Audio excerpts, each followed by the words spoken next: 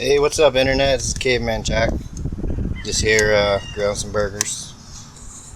You know, got a little drunk last night, talking shit about StarCraft, and ShuuYiW called me out on a burger challenge. So I was already gonna have a fire. I'm cooking a pork loin, but these were already prepped. I got the diced onions and peppers inside the patty already. Next time I'll show you how I prep all that ahead of time. But yep, got a little salt, pepper, diced up onions and peppers, mesquite wood for the smoke. Get these bad boys going. I'll give y'all little updates as we get this challenge on. This is about how I rock almost all my cooks here at that sweet spot between the blue and the red. You gotta keep it about. Well, for burgers you can get as shit as long as you want, but you know, most barbecues between 250, 200, you'll be alright. The burgers, I just flipped them. I got them right over fire, so they're going to be hotter than that thermostat, but smoking temperatures for that. And once these kind of cook through, I'm going to put them over here in the smoke for a little longer. Yeah, while I get all my fries and shit ready, I'll eat inside the house. But that'll give them extra flavor, and they only need a couple more minutes anyway, so we'll be smoking them. I still have to go chop up the fries and getting my oil hot on the stove, so these little bad boys here, and then move over here to the smoker side and get a little flavor while them taters get ready. These here are russet potatoes from Lone Star State. Now, you know, most people would take time to skin them. Caveman, you got time for that. I'm going to clean up some of these obvious, you know, where the bugs are trying to get into them. Slice up a little bit. For the most part, I'm going to leave the skins on. I'm just going to make some long cut fries out of them. And go great with the burgers here in a little bit. Alright, these are basically trimmed out the worst bits here. A lot of people will skin them completely and try to get every little blemish out, but already you can see I've got quite the trimmings here. The worst of it's out of it. And this will go in my compost, which will become food for future plants. And I will say that if your potatoes turn green, these ones are fresh, so they're not. If they're green on the outside, then you gotta skin them. But other than that, you know, a little bit of that stuff should be healthy for you, man. City folks scared of everything. But now we just gotta dice them up, get them into hot grease, and get ready to grill battle. There we go. We got some big old fries. Now in general, I dice them in threes. But then, you know, when they're smaller bits like that, you just split them in half. It'll be fine. I mean, some people like them crispier. The thinner you make them, the crispier they get too. But you know, nothing beats homemade fries. We don't season them until they come out of the grease.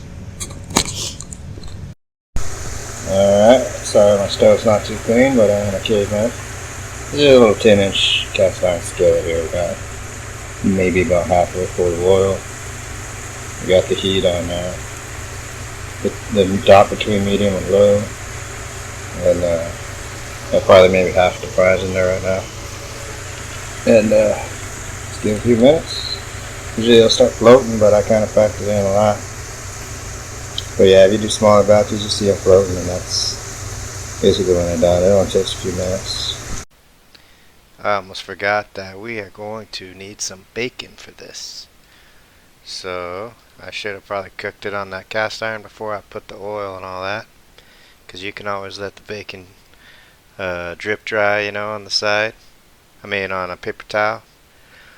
But you can always throw it on the pit. There ain't nothing wrong with smoking some bacon. Get it nice and crispy here. So I figured why not. You know, people used to cook everything on the fire back in the day. So we're going to get our bacon. Alright, he's about done. Make sure you're doing this with the lid off. You hear all that water kind of sizzling out of it. That's important to make sure they're crispy. I'm about to pull these out, and while they're still wet from the grease, we're going to put salt and pepper on them. Then we're gonna throw in the next batch, and try not to munch this too hard while we're waiting on the rest of the food. First step is cheese. Got a little bit of cheddar and Swiss here. First things first, that bacon is done. That bacon is done, so let's get it away from the cove.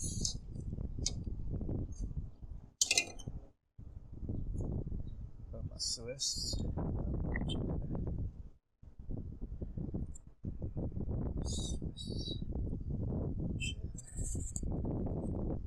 Oh, getting steamy from the smoke. Let's see.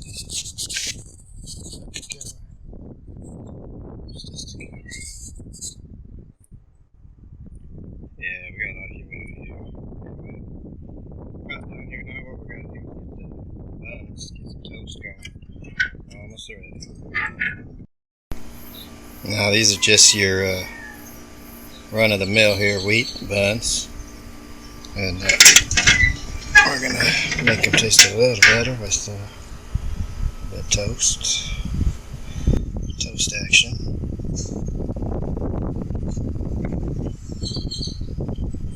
You don't have to spend a lot of money to eat like a king, that's what I would say. Yeah, I forgot to mention you can brush these with barbecue sauce if you want to get a little more flavor, but hell, you know, that takes away from the smoke. We're gonna get some real good smoke out of this, and toast is about done. All the fries are done. I'm cooking like the last 6 didn't fit in, so just gonna let them get super crispy. Turn the grease off. But yeah, about to assemble.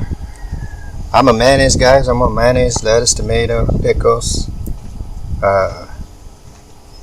and show you guys here in a little bit what it's gonna look like. There's a toasted knife. Let's get them off of here. You can smoke your buns too, folks. Don't be afraid. This is it right here.